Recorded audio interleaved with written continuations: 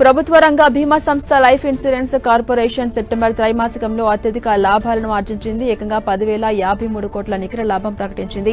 2024-25 ఇదే కాల లాభం 7,621 కోట్లతో పోలిస్తే ఇది 32% అధికం. కమిషన్ చెల్లింపులు తగ్గడం కలిసొచ్చిందని కంపెనీ చెబుతోంది. మొత్తం ఆదాయం 2,29,620 కోట్ల నుంచి 2,39,614 కోట్లకు వృద్ధి పొందింది. నికర ప్రీమియం ఆదాయం 1,19,901 కోట్ల నుంచి 1,26,479 కోట్లకు చేరుకుంది. రెన్యువల్ ప్రీమియం 61,910 కోట్ల నుంచి 64,996 కోట్లకు పెరిగింది.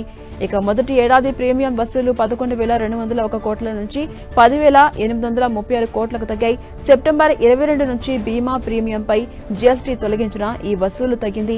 జీఎస్టీ సంస్కరణలు బీమా పరిశ్రమపై సానుకూల ప్రభావం చూపిస్తున్నాయని LIC CEO MD R Duraiswamy ఆశాభావం వ్యక్తం చేశారు.